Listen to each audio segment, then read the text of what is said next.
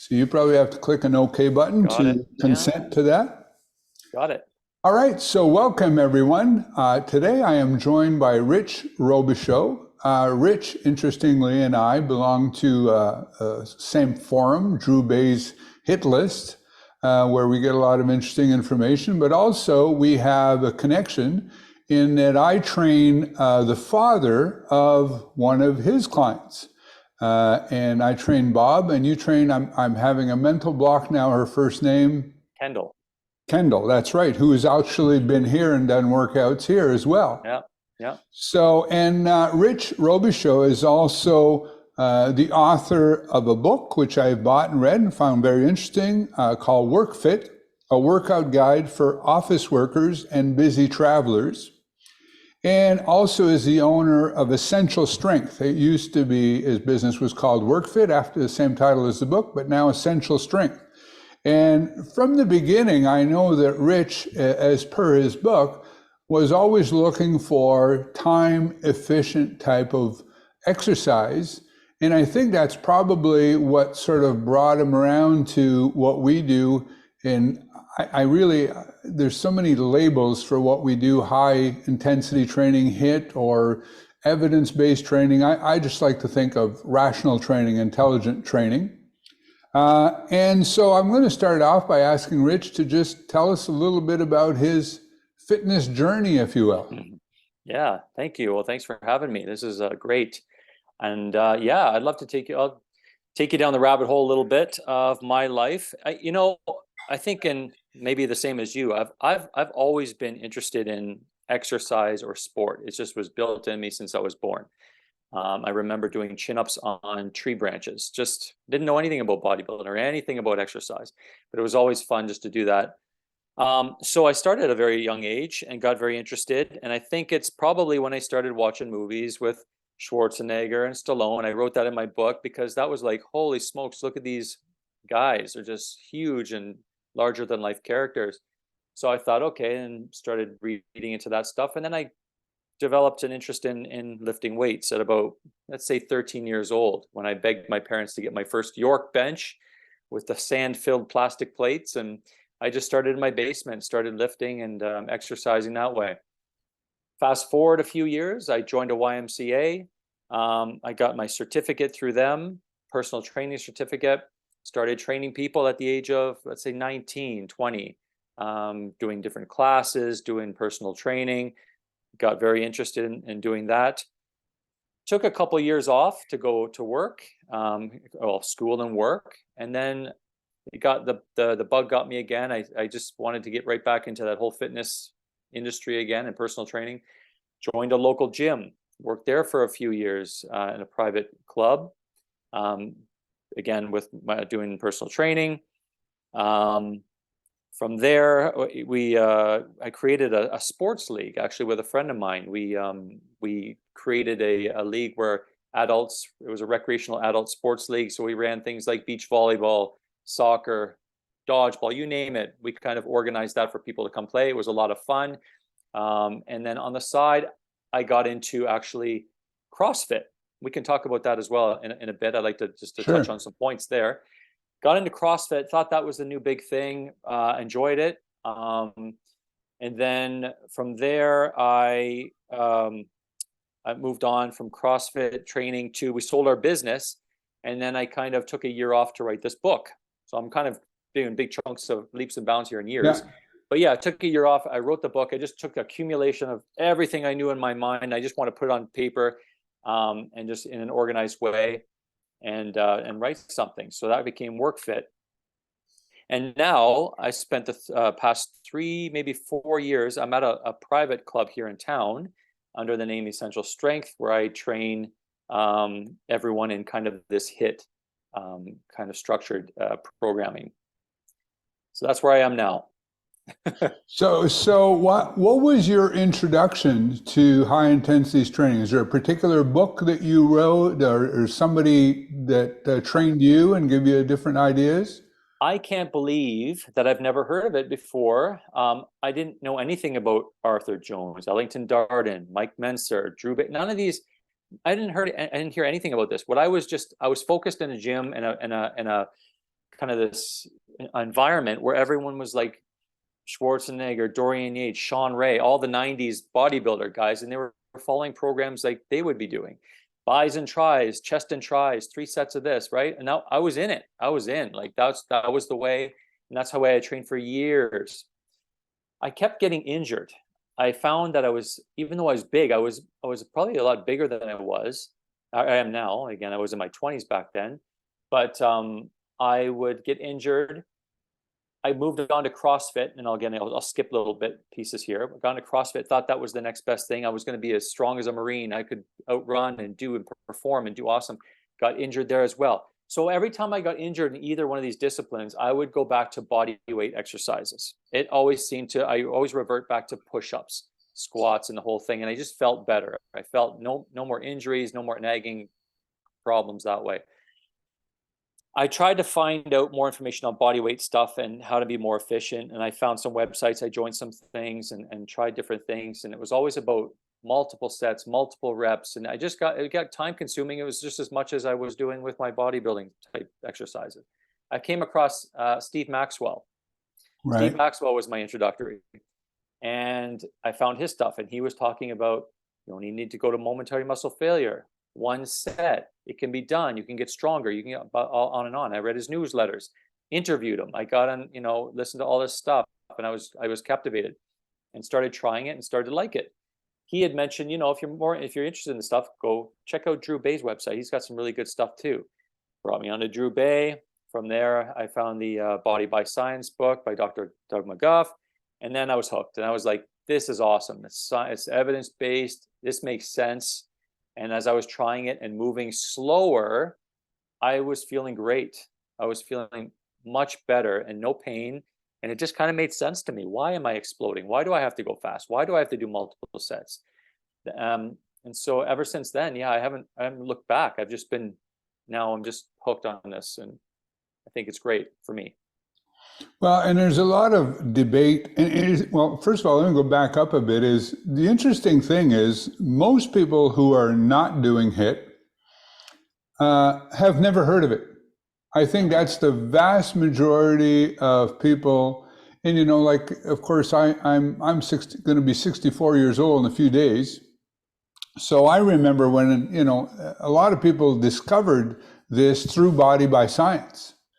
Right. And Body by Science is, well, now I guess it's probably going on close to 15, 20 years now, but that's still pretty recent, right? If you look at books like the Nautilus bodybuilding book was written in 1982, that's 40 years ago. And of course, Arthur Jones started to put his articles in Iron Man magazine, whatnot, in the 70s and things like that. And so a lot of people today weren't even born when those things were coming into play, type of thing. So and they've long been forgotten, because sometimes people will say, and you've probably heard this is very different. Is this something new? And the fact is that, I don't know, how old is CrossFit? CrossFit is maybe 10, 12 years old, or this beginning of 2000s, I would say. Okay, so it's already 20 years old. Yeah.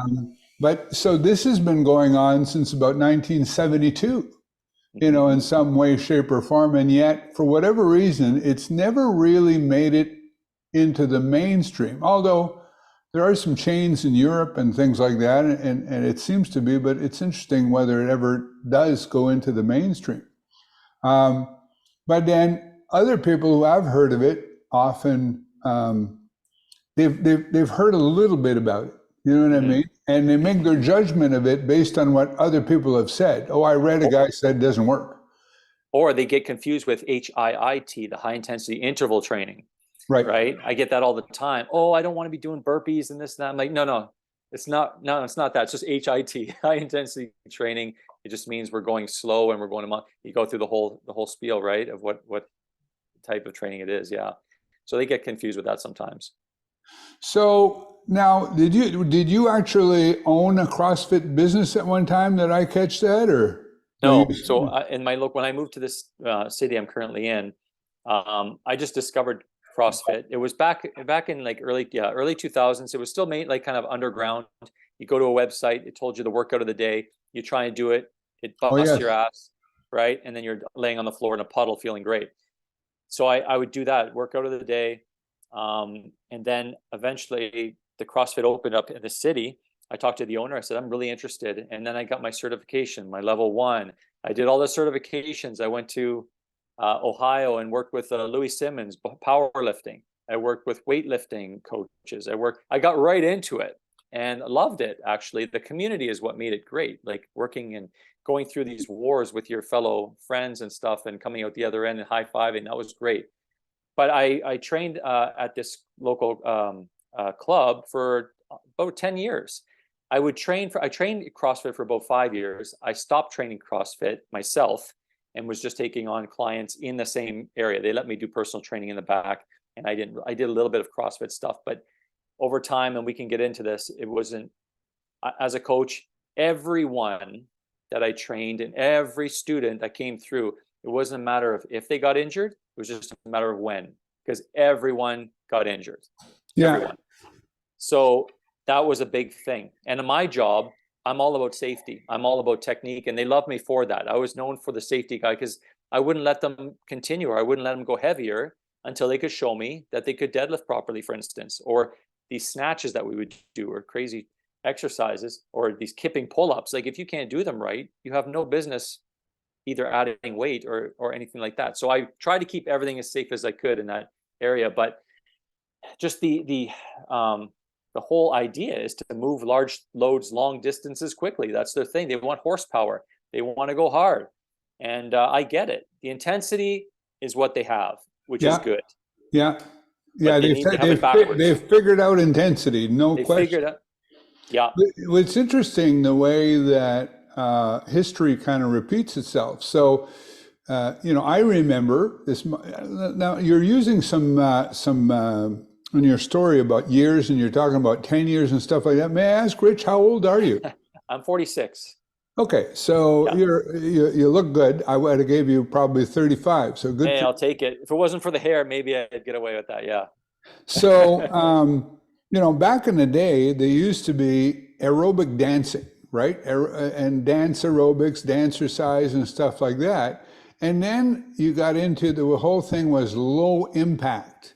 Yeah. So you would do it differently with low impact. And that's when they brought in things like the, instead of the steppers, those machines where you, I'm forgetting the name of it. The ellipticals? Ellipticals, yes, that's the word I'm looking for. So, they had this thing where they did the dance aerobics and people got hurt. So as a result, it was all about low impact. Well, why low impact? Because to make it safer. And it seems like CrossFit came along and the whole low impact thing went right out the window. And I used to, go ahead. Yeah, just to their point. I mean, I think CrossFit have all good intentions. Like when you go to a cert, they showed me how to squat. I learned how to squat from them. Awesome coaches. I can't poo-poo them because they've launched my mind in a direction I never thought I would go. So they got me out of that rut. But learn how to squat, learn how to do a proper pull-up, learn how to do it.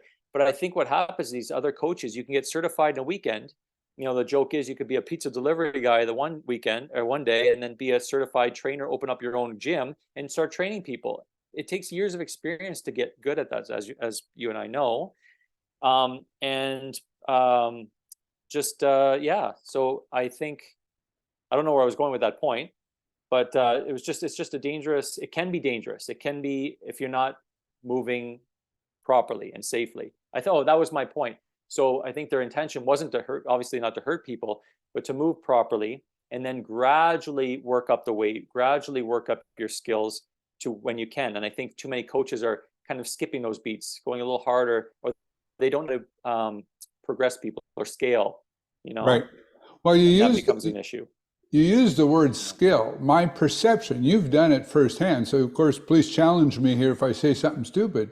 But my perception is that many of these movements do require skill and a certain amount of natural athletic ability. So I'm a klutz. I've played very few sports. I played hockey, pickup hockey, but I was typically the lousiest guy on the team. I had a lot of fun. But I was never natural. Some guys are naturals and some guys are not. So I would be rightfully described as a klutz. And I mean, there are some people, whatever motor control, whatever it is. And so to me, that type of person is more likely to get hurt trying to do something like a skilled activity and whatnot. And I remember I worked with a guy, and he was a CrossFitter, and he was very strong, and he claimed that he never got hurt. And but he, we used to debate sometimes in the office about different things. And he talked to me about a lawsuit where CrossFit sued, I forget if it was the National Strength and Coaching Association, or one of these places that have said that CrossFit was high in injury. And CrossFit won the lawsuit. But if you read the results of it, they said CrossFit is no more dangerous than other fitness activities. And so I think about that, and I just think, sports in general, people who play sports, with some rare exceptions, like if you're, get hurt, right? It's part and parcel. It's interesting that people don't even question it. So when I think, well, no more dangerous than other fitness activities, that's not really a high endorsement. Yeah. Because people generally, if you play sports of some type, you're almost invariably going to have some injury level. But having said that, you hear people poo-pooing on CrossFit and whatnot, but I'm interested that you said it wasn't a matter of if they got hurt, it was a matter of when. And that was even with you trying your darndest to do it as safe as possible. Well, there's a couple things in there. Yeah. I mean, sometimes there'd be 20 students or 20 athletes, we call them, and there'd be the full room and just one coach. So I would look at the more weaker ones, the ones that are more veterans. I'll leave them alone a bit and spend more time with these other ones. But it's almost a recipe for disaster in a way. Like when you're doing snatches, like that's a very, very complex, you need years of experience just to get that bar path and learning how to pop the hips and bring the bar up overhead, for instance. And these other ones, these kipping pull-ups. So I would scale it down. I would do very slow, like maybe a ring row instead of a pull-up. Sometimes we used bands. I don't think they were the best way to do it. But I think if it's programmed properly, very intelligently, what is CrossFit? Well, it's just kind of, you're trying to hit different angles, different time zones, like going for long distances. Or you might do a really fast, quick, intense workout. I think if it's programmed intelligently, it can work. I mean, and if you take your time with it, not, take a burpee and go down gently first, pop the feet out, come back in and stand up. Okay, rather than just people just jumping to the floor and getting into this burpee stance. So if it's programmed intelligently, I would agree it's much, much safer. But sometimes they would do crazy things, like you'd be doing a deadlift, very heavy deadlift. Running, coming back and doing box jumps. Well, I can't tell you how many Achilles tendon injuries we had for just doing the stuff like that.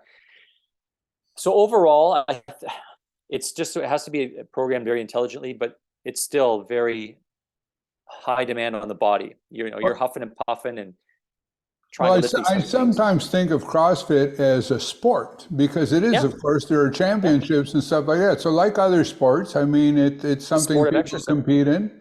And they don't call it CrossFit, but you see these things on TV, these American Gladiators and stuff like that are doing these various things. I mean, basically, those are doing, you could call that sort of like a CrossFit competition in some ways.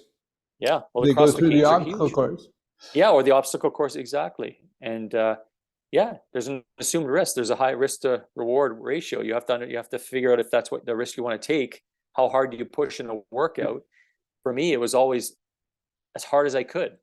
And if I didn't injure myself, I was usually so incapacitated after 2 days later. I'd be so sore, depending on, because you might be doing a whole bunch of squats with a barbell on your back the one day, and then maybe it's a body weight exercise the next time, and you just have these different feelings of severe, deep muscle pain. One of the things that I'm thinking that maybe the HIIT community can learn from CrossFit is, the amount of exercise that gets done, and maybe this is just selection bias where they just weed out the weak and the strong survive, Mhm. but, HIIT sometimes, I think, may have gone too far over with the idea of how little exercise or how much exercise you can tolerate. Because I see people who are doing extreme amounts of exercise, doing a lot of frequency and things like that, and still seeming to progress. Do you think HIIT may have gone too far over from overemphasizing recovery or low volume or things like that? In other words, is the human body more resilient to recovering than maybe the extremes of HIIT might say? When I used to do my bodybuilding exercise, when I was doing maybe 3 or 4 exercises per body group, if I was breaking down chest and bis and chest and tris and legs, Yeah. I know I did too much exercise in terms of the number of exercises I did. I might, for a leg, I might do a back squat, hack squat, leg press, leg extension, hamstring curl.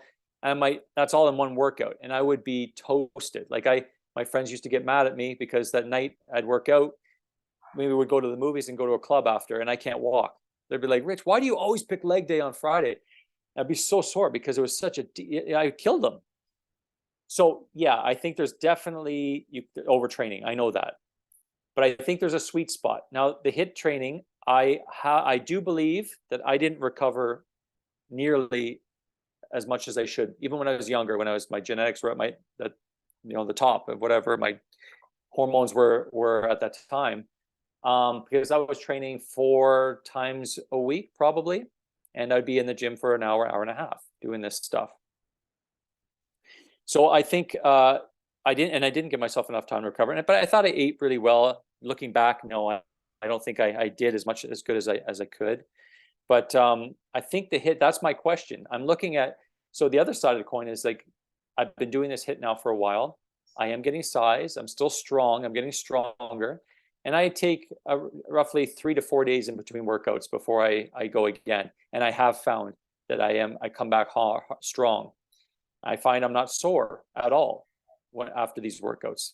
I know a lot of my clients are looking for that soreness, for kind of Reinforcement. Reinforcement to The say that it workout did was felt, good. it Yeah. felt, yeah, exactly. But then I look at, then I talked to Drew about this. And I was like, why? I feel like, what if I was to do like 1 more set? I know the evidence says like you only need 1 set, but if I was to do 2, and his side is like, well, you're just retracing the same steps. You've just fatigued the muscles completely. Why are you retracing them and making more fatigued? And and I'm thinking, well, maybe there's something to it. I looked at these movers across the street, just house moving furniture.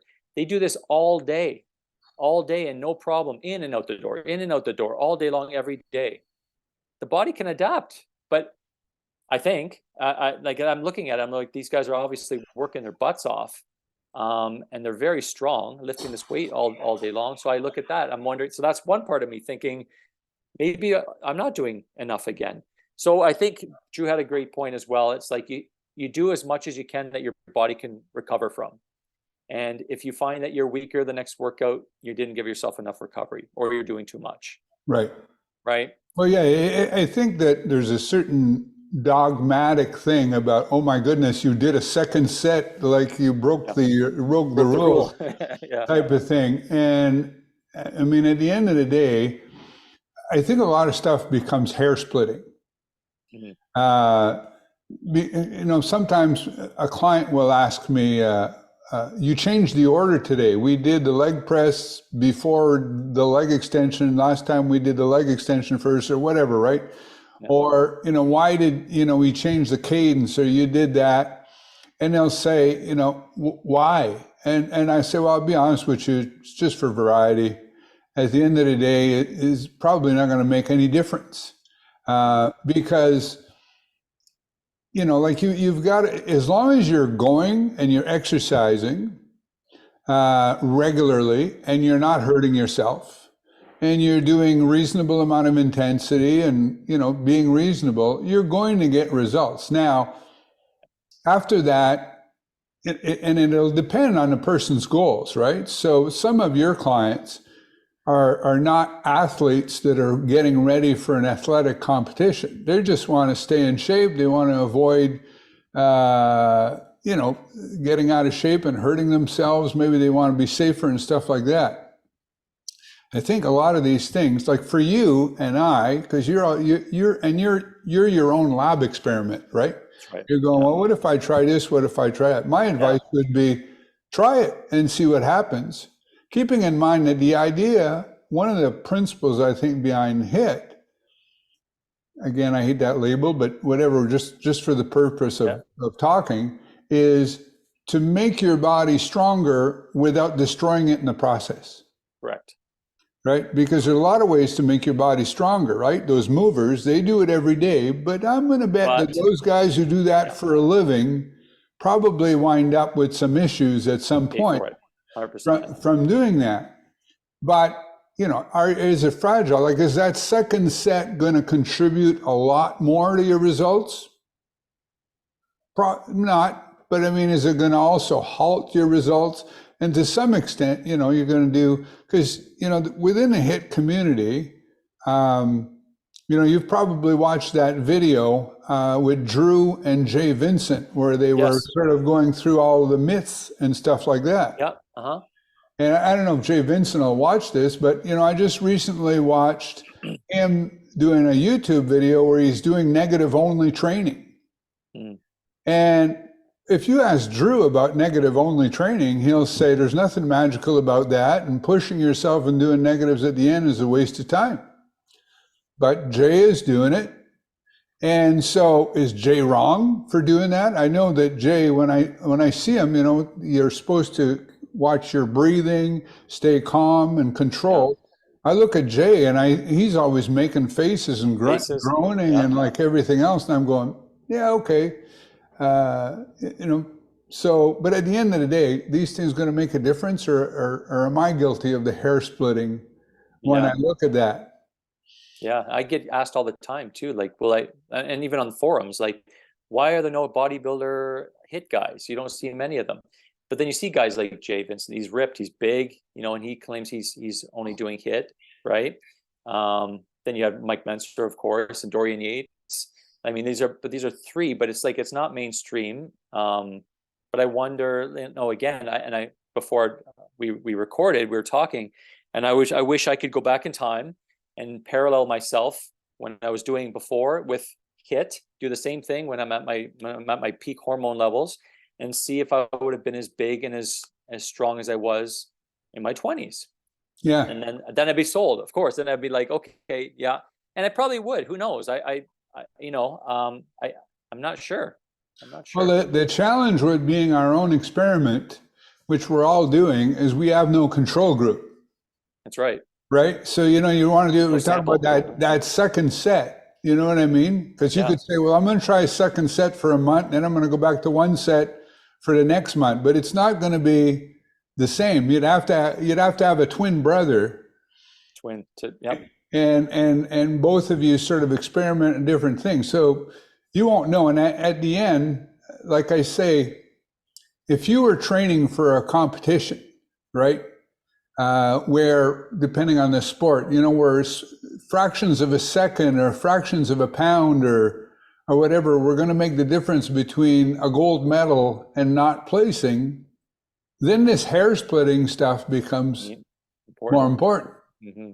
But most people who simply want to be able to grow old gracefully, play with their grandkids, have no trouble loading the groceries in and out of the car and things like that. Because, if you were decided to get on a stage and do bodybuilding, the first thing you'd want to really focus on is diet. Correct.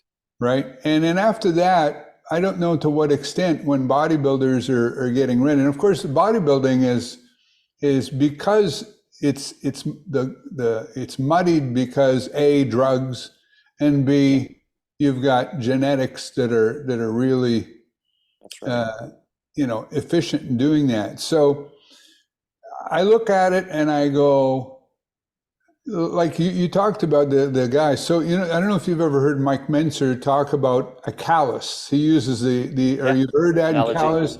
And if you build a callus, well, I play guitar. Well, I play guitar every day. Hmm. You know what I mean? And i.e., I never push my fingers to failure. I never play the guitar till my fingers bleed, you know, Right. and I do it every day. And guess what? I've got calluses. Hmm. So it's low intensity, Hmm. relatively speaking, and high frequency and Hmm. high volume, and you're going to get it. So, you know, everything works. Everything. Yeah. Before we started, I talked about things that you maybe struggle with and whatnot, and you talked a little bit about, you know, cardio effects or whatever of different Yeah. things. So maybe can you elaborate a bit about That's that? that's one thing I am having a hard time with. Not a hard time, but I mean, it was always back in the day. Once you've done your training program, your strength, you either before or after you do your cardio, your conditioning. Um, I and then so now with the hit like community, your cardio is kind of built into the exercise because you're pushing yourself to the limits. You're switching between exercises very quickly, therefore eliciting this cardio response. And I believe it. I know it works, but does it work to the effect of, or just efficient as, pushing yourself on an airdyne bike or whatever machine you want to use, rower? I know there's pros and cons. I mean, you're using more joints and things like that to on these cardio machines. Um, and clients always ask me all the time, when are we going to do cardio? And it's tricky sometimes because some of them, I work with a lot of seniors, they can't move from apparatus to apparatus and do these moves or even push themselves to failure. So they aren't really getting the conditioning that maybe they could get with a bike or whatever. But I still think they're better off. Yeah. I do believe it is safer. Drew always talks about, now he actually introduced me, and actually maybe it was his interview with Drew and Dr. McGuff. They were talking about cardiac output and different ways of attacking the heart. Like your heart doesn't know the difference. It just knows that it's working hard because the muscles are getting worked. So they were saying about, I think it's stroke volume, the amount of blood ejected into the heart plus heart rate is your cardiac output. When you're on a bike or going very quickly, the heart rate goes faster, but your stroke volume goes down. Right. It's pumping faster.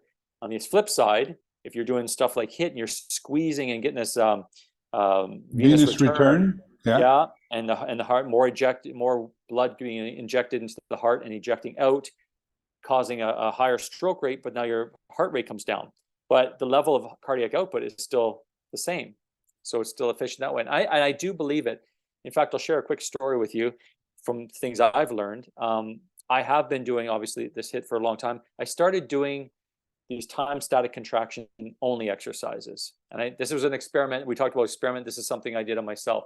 I said, I'm only going to do, for anyone who doesn't know, the time statics, it's just isometric hold. You're lifting, pushing, whatever, against an immovable object for a certain amount of time, ramping up gradually from 30 seconds at 50%, 30 seconds at around 90%, and then all out effort.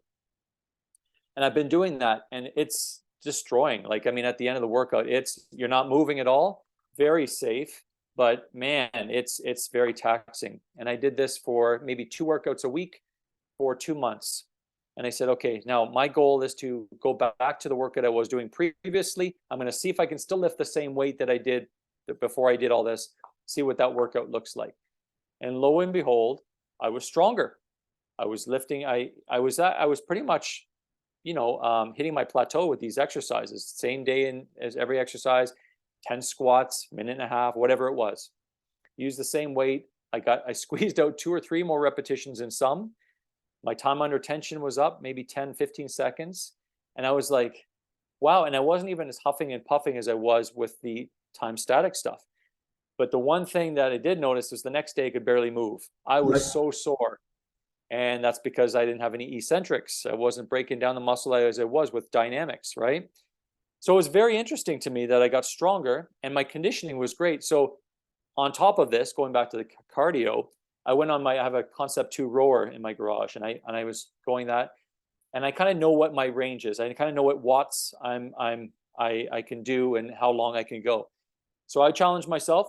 and I start rowing faster, and those watts were coming up. And I felt I could carry on a conversation. I wasn't dying. I was going hard, and then I would go harder and harder, and my watts were going up, and the time I could go longer at that peak. Like sometimes 30 seconds was generally where I'd get pooped out, and I'd be like, okay, and I'd be huffing and puffing. Yeah. I was going 45 seconds, 50, 55 before I broke down. So I know it works. I'm convinced that it definitely works in increasing your cardiac output and making you better if you do these other sports. If you do, sports or activities. But like Drew talks about as well, and I've learned a lot from Drew. His website and his forum is great in educating. But if you want to get better at something, you have to keep doing it. So if you want to be better at running, that conditioning will definitely help you, but you have to do the sport of running. You have to do these exercises. It's to get better at mechanics, at the movement itself. But in terms of weight loss, that's kind of where I'm like, okay, so that's where I'm getting the calories thing. Like, I know we burn a lot. We do really, I know the metabolism gets jacked up from the stuff that we do. I guess, do we need the extra cardio? You know, bodybuilders do it to get leaned out. It works. We know it does. But could they get the same thing from a hit session? You know what I mean? Well, have you read the book Burn by Herman Pointer? That's on my list. In fact, I don't even think I have my other book here. So one of the things, and one of the things that I try to guard against is overconfidence. So I have a saying that I reserve the right to be full of shit at any point in time, right? So I don't say this is the thing. I say, based on what I know, this is what makes the most sense to me at this point in time until I get other evidence that challenges it, and then I'll reevaluate. My thinking on the burning of calories through activity. So the book you might have heard of, basically the guy is basically saying that your metabolic rate will adjust up and down depending on how much activity you do or don't do. So, you may have heard about how he was testing metabolic rates with these hunter-gatherer tribes someplace in Africa versus, North American couch potatoes, and found that they were burning about the same amount of calories despite doing huge amounts of activity.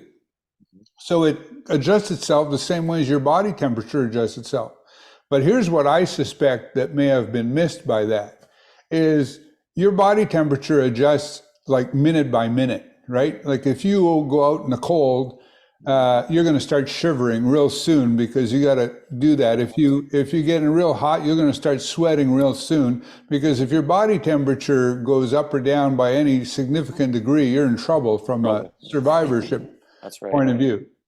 My suspicion is that if you have not been doing extra activity and you start to do it, I think there's probably a lag. I have no idea whether that's a week, a month, or 3 months before your metabolic rate adjusts, right? I think it will adjust, but I don't, because, when you did that test, well, you've got these couch potatoes in North America that have been doing nothing for a long time, and you got the hunter-gatherer tribe that have been doing tons of stuff for a long time. So the further experiment would be, let's test the same person over time, and how long does it take?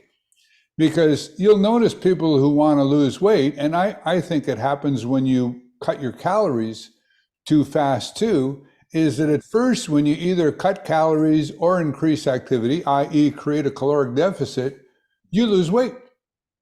But then after a while you hit a plateau. And then people wind up saying, well, now I need to run more, or I need to cut it down more. And then maybe that'll work for a little while too, and then they hit a plateau again. Well, I think that lag is the period of time where your body is adjusting. So that's why if you were going to do cardio, notwithstanding, for losing weight, notwithstanding that it cuts into your recovery ability to some degree, and depending on your choice, there's a certain wear and tear on joints, et cetera, et cetera.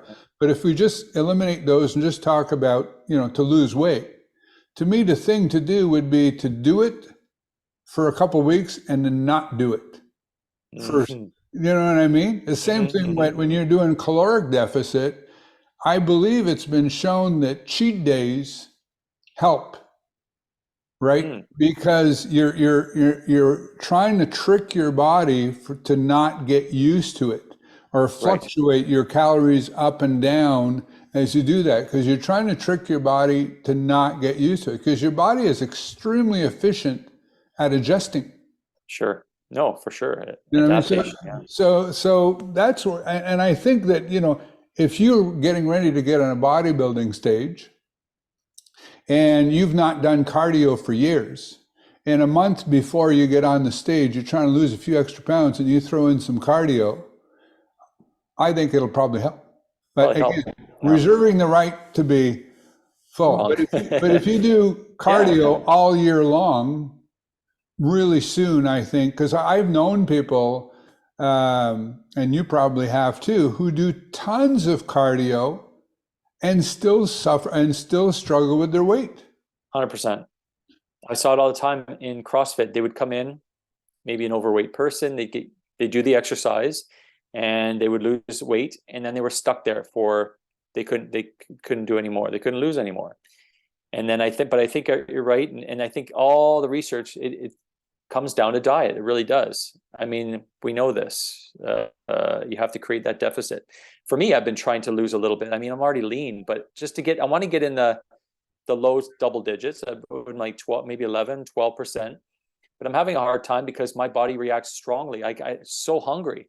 Like, it fights back, and it will. I mean, if you drop a couple days and if you do it too quickly, like you mentioned, the body will fight back, and you'll be at this ravaging hunger, and you'll put anything in your face that you can. So it is challenging for sure to dial in the diet. But I totally know. I mean, you'll talk to any bodybuilder, like, they're off the carbs, they get that anger, that rage, because they're just so hungry, and eating, all they can eat is protein for the most part, and they're limiting their water intake and things like that. So we know it's diet, but to your point, like, how much does the cardio, maybe for the first little bit, like you said, until the adjustment. Well, it's interesting. When I did a bodybuilding, I did a couple, 3 of them back in 2007, 2008. Cutting water. The guy that I hired a guy, the diet doc, who's now, gone a long way. He's got a chain now and whatnot. And he had me drinking a gallon of water every day the week before a gallon to 2 gallons of water the day before the workout, the competition. And so, and other guys that were, and because he said, if you drink lots of water, your body will release it. Whereas when you restrain your water, of course, your body will try to retain it, of course, between. But one guy that won had to go to the hospital after because his muscles started cramping uncontrollably. So, I mean, that's like, and this was, drug tested contests and stuff like that, and yet just dehydration. But have you read anything about carnivore diets? Not read. No, I haven't. I know a lot about it. I know the reasoning behind it. For people have different types of diseases, and they swear this just help them so much. They just eat pretty much anything meat. This last week, I'll tell you, and this is by no means, it's such a short period and I'm one person, but interestingly, my wife was out of town this last week. So I was cooking for myself. My wife's an amazing cook, and every time we eat, it's always, real food, as they call it. We'll have a protein with, vegetables and stuff like that. I eat these incredible home-cooked meals every day, no processed stuff. My wife's amazing. But she was away, and I was on my own cooking, and I had read about the carnivore diet, and I had thought, you know what, I like my salads, I like my vegetables. I don't think I could get into that, but I was intrigued by the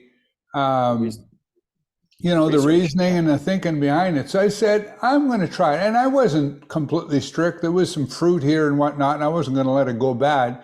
But I had some days there where I ate 2-3 steaks, a roast, and eggs and stuff like that. So, and I do count my calories every day. I got my chronometer, and I put it in there and everything else, but I wasn't curbing. As a matter of fact, some days I was eating 3,000 calories, and I dropped like 5 pounds. And I'm looking at it, and I believe. I have a body composition tool because I'm thinking, okay, well, it's all water. It wasn't water.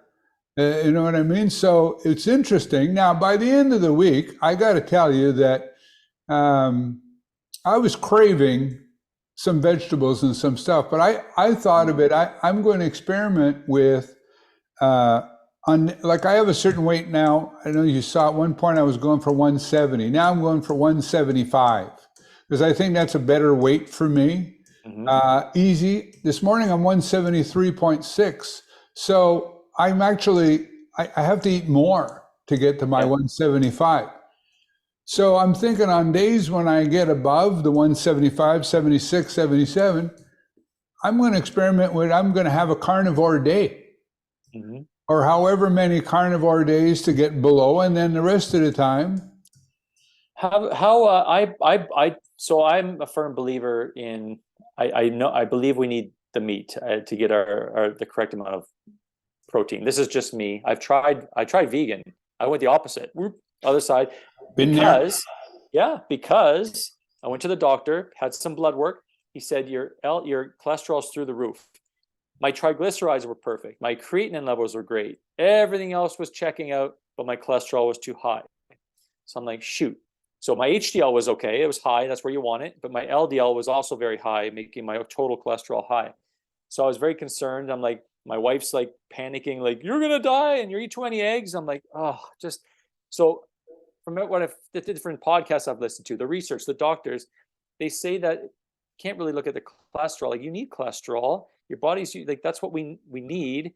So I tell you, I went for a 1 year straight up vegan, learned all the recipes, the lentils, the tofu, went all these recipes, and I can't say I didn't So, miss meat. so let me guess. Let me cut in for a second.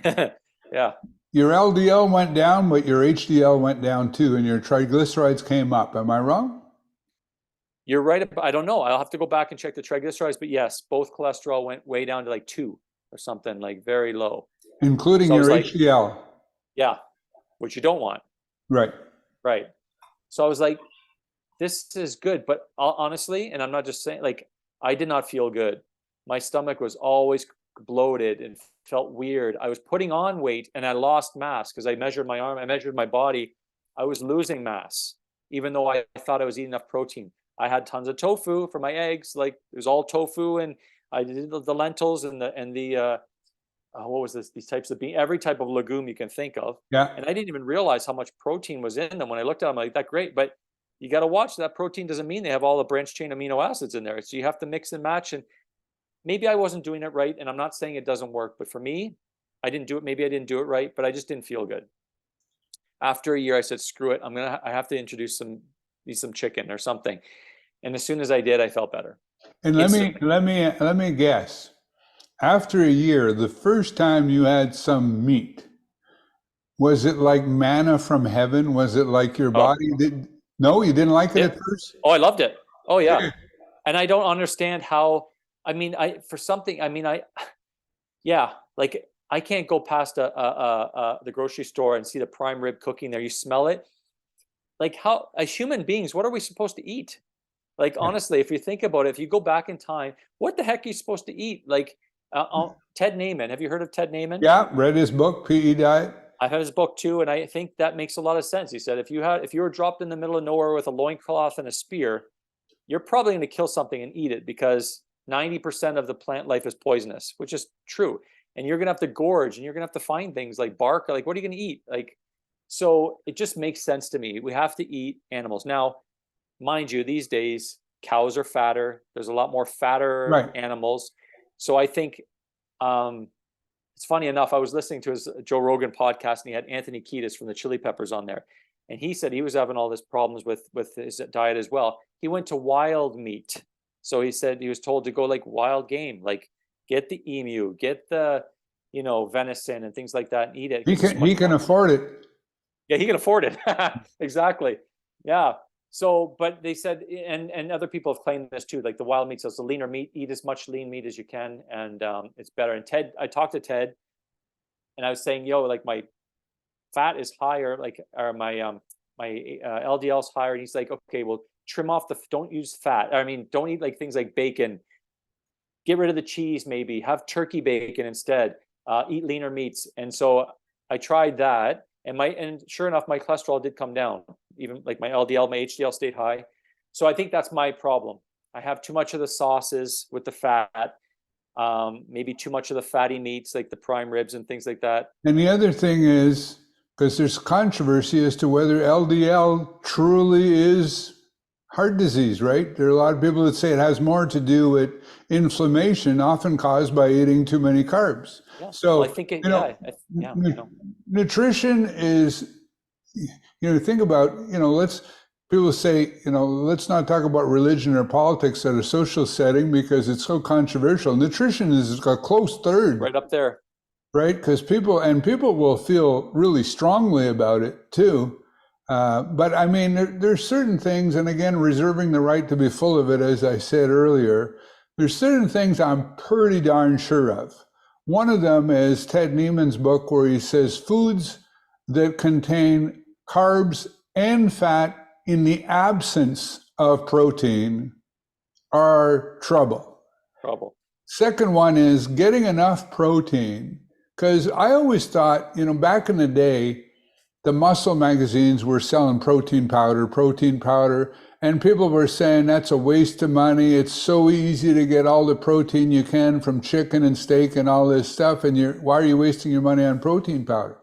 And I bought into the latter, but as I talk to my clients and I sort of get a little bit of feel for what they eat, it becomes obvious to me there's a lot of people that are not eating nearly enough protein. Nope. I don't, how much protein you need. People are debating, is it here, is it here? But whatever it is, if you're not getting enough, it's going to be problematic to your gains. And I think it's going to be problematic to your long-term health.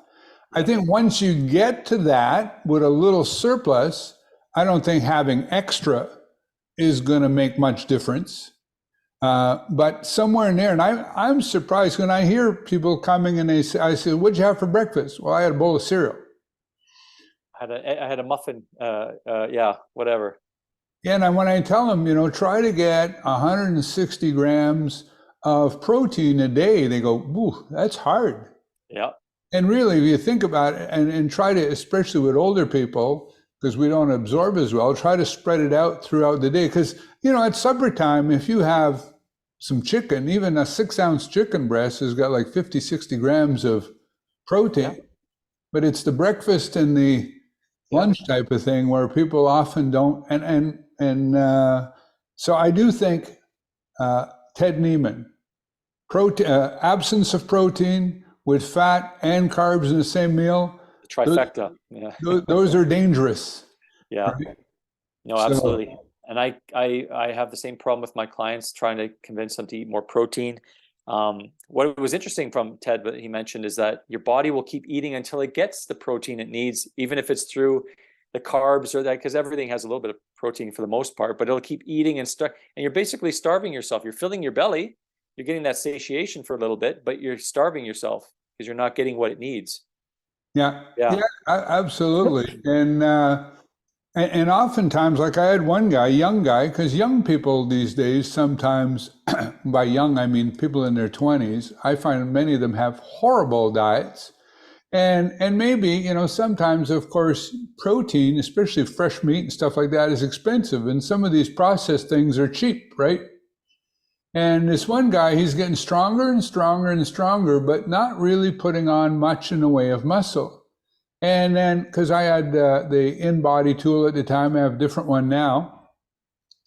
And then at one point, he was in between, him and his wife wound up moving in with his wife's parents for a few months because they were in between, they were building a house or whatever it is.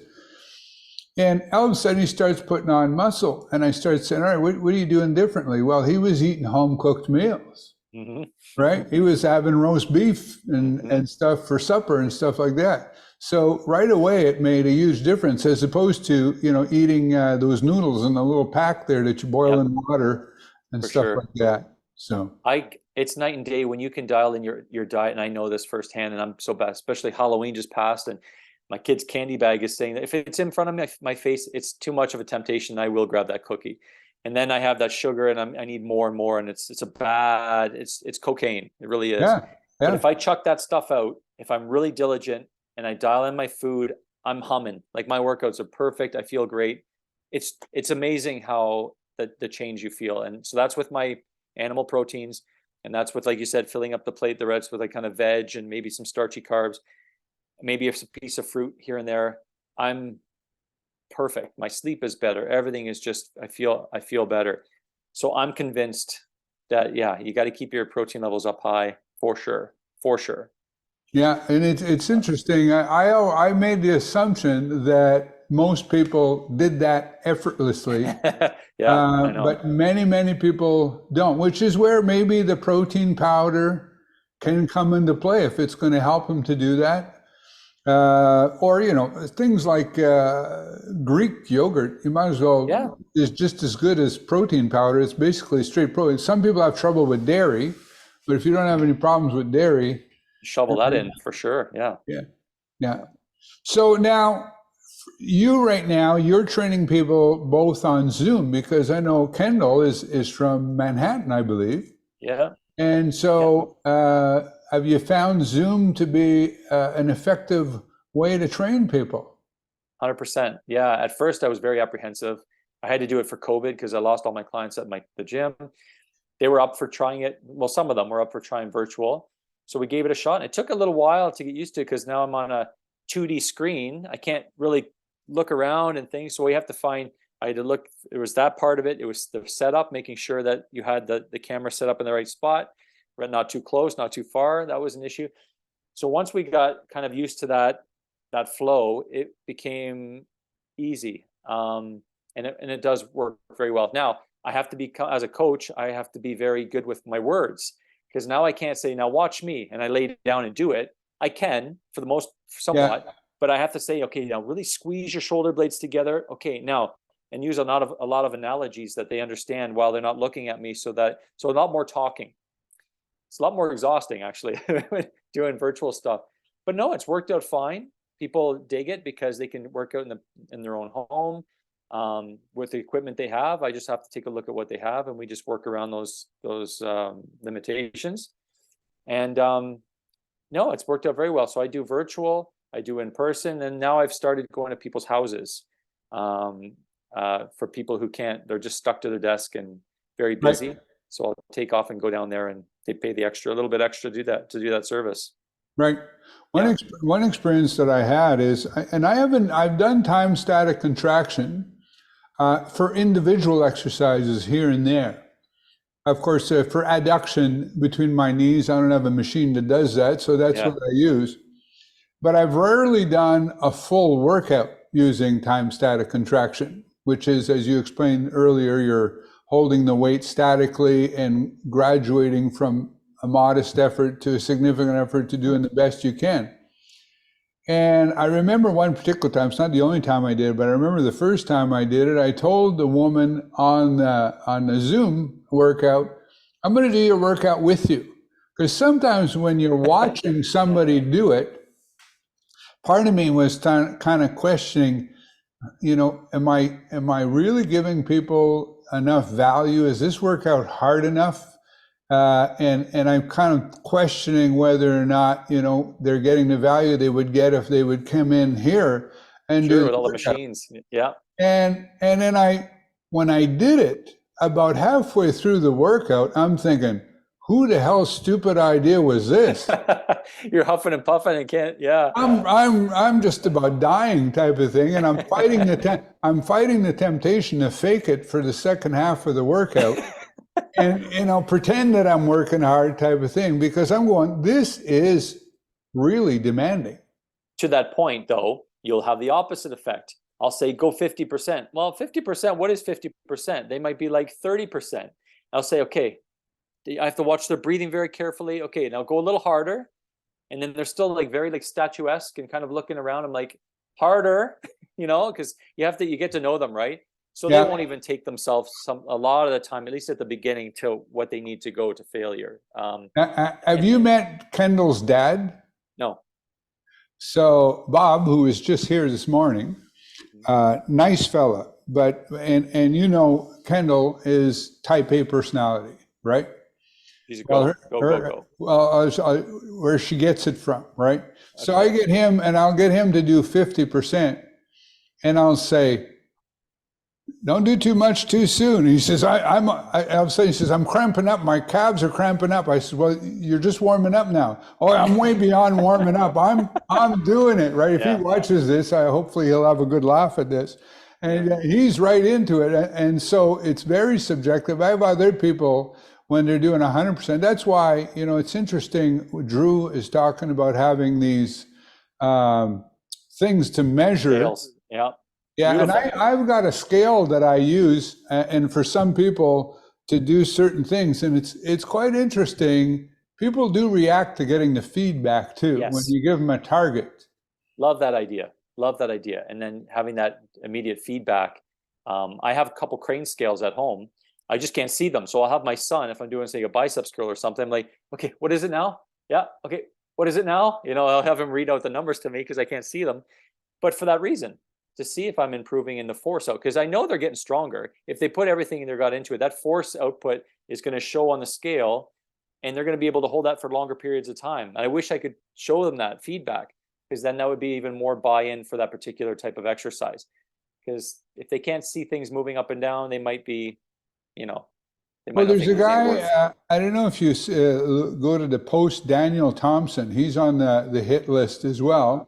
And Daniel Thompson's got a YouTube channel. And one of the first things he put on is, you're getting in shape, but do you know it? Do you really know it? And the thing may be a shortcoming of hit sometimes is, you know, people will say sometimes, "This was a hard workout. I don't feel like I'm getting any stronger." Well, I said, I use more weight. I says, it's never going to get to the point where it's going to feel easy, because as soon as you It's do always it, hard. I add more weight, right? That's And right. I think one of the things, and we don't always share it with them. So, for example, going back to CrossFit, we said earlier, if like you're doing more burpees than the last time you did, Yeah. or whatever it is, and I think there's a really strong reinforcing thing. And of course, you know about the primary objective versus the secondary objective of exercise, where people focus on the external feedback of how much weight they're lifting or how many reps, as opposed to the internal feedback to how much Yes. muscles. Yes. But having said that, there's a reinforcement that people like to feel and be able to measure and feel they're making progress, right? Which Absolutely. is why, like what you did with the TSC, and then after going back to your dynamic stuff and things like that, it was reinforcing. Otherwise, if you hadn't done that, you're like, I think I'm getting stronger. It Yeah. kind of It feels, feels the same. Yeah. yeah, It always hurts. exactly. Yeah. And of course, muscle growth, like we talked before, you know, it's very small amounts. You know what I mean? So even, you know, genetically gifted people, after the first 6 months to a year, we'll talk about gaining a pound a year, 2 pounds a year. There are stories out there about people packing on 20 pounds of muscles in 3 months, but I'm really skeptical. It's either muscle that's being rebuilt that was lost because of an injury, or there's drug use involved, or simply lying involved, or you know what I mean, or they're genetically, you know, one in 10 million type of thing. Yeah. So That's the yeah, sad thing. My gym was rampant with I was so naive in my younger days, and I was training my ass off, and I was getting, you know, some size, I was getting stronger, but the guys I was training with and things, they were getting massive, like their backs were huge and they're getting stronger and big biceps and all. I'm like, holy smokes. And I didn't know anything about steroids, but it was rampant in that gym. I was never even approached to, which was thankfully, and I never would have taken it, never have taken it, thank God, because I knew the long term was not a good sign. Like right. you read about all these bodybuilders dropping dead and things, like it's not good for your heart. And that's my opinion. But it was rampant. So I see these young guys doing it, and it wrecks them. over time, and some of them anyway, and they just want to get bigger for just to look good. I understand, like that's what young guys want to do for the girls or whatever, and try and look jacked and big because everyone else is doing it, but it's not I'm good. convinced. I'm convinced that biologically speaking and evolutionarily speaking, they're doing it more to impress other guys than to impress girls. Maybe, yeah, you might be right. Yeah, Although it may come back to girls in the end, because if you think about evolutionarily speaking, men have had to fight for females. yes. And if your muscles are so big that the other people don't want to fight you in the first place, that's a lot safer than actually fighting. No, you raise a really good point. And there has been people who get bullied, maybe they weren't so big and they're like, F this, I'm going to get bigger. No one's going to mess with me again. That happens too. Yeah. Absolutely. Well, the other thing we talked earlier about how our type of training never quite made it into the mainstream. And part of it, of course, is you're looking at other people who appear to be doing so much better. Yeah. But muddies the waters. You talked about steroids being rampant. I understand they're like, you go to basically any gym. Yeah. And there's going to be, and oftentimes, if you want to find out where to get steroids, go talk to the owner. And the owner either has them or knows where it is. And the thing I find tragic, like if you're like potentially going to make the NFL, and you might have a multi-million-dollar contract. I'm not condoning it, but I can understand where the temptation to do it becomes sense. But if you're like a 23-year-old guy in college or a truck driver and whatever it is, and you're trying to make ends meet, and then you start doing it so you can impress your buddies when you go out drinking in the bars at night, I'm thinking, you must have grew up in the same town as me, because that's huh? you're talking. You must have grew up in the same town as me, because I saw it all the time, and yeah, it is. Just exactly. Well, I knew a guy, I'm going to end off here. Somebody's coming in shortly, but a Yeah. bit of a story. This guy had hepatitis C because he had formerly been an intravenous drug addict. And he was clean now, but he was going to the gym, but he was doing steroids. And he said, I went to the doctor, and because she was, treating me for hep C, he says, I thought I would, be up front with her and let her know. And I was doing steroids. And he says, and I quote, she said, "Are you effing nuts?" Right? Because a guy with a liver problem doing this, right? And so the joke we used to make, sort of tongue in cheek, not really that funny, he says, people, at your funeral, people will be going by the casket going, "Ooh, look at the pipes on that guy." Yeah, that's interesting. That's funny, because I say the same thing about CrossFit. It got very competitive, and I said, for what? Like, you guys got your name on the board, but you almost destroyed your back lifting all that weight and doing that crazy stuff you guys just did. For what? Is anyone going to remember that workout you just did on Monday, October 3rd, 2000? No, no one cares. Yeah. So don't be a hero. Like that stuff doesn't make sense. So people want to reach you, of course, because you do Zoom workouts. You could have clients coming to you from anywhere in the world. I had somebody from Australia for a while during the lockdowns there. Yeah. What would people Google or reach out so they can find you? Yeah, they could go to workfitcoach.com. And I believe if there's a button on there, it's just at rich@workfit.com. The email will come to me. I think that's a pretty good way of getting a hold of me. Okay. Yeah. Any closing thoughts, things that we haven't covered that you would like messages to people out there? No, I love everything we covered here. I'm always thinking about the younger me, things I've learned. If I can teach anyone and save you some pain, first of all, do your research, read, get a whole bunch of different opinions.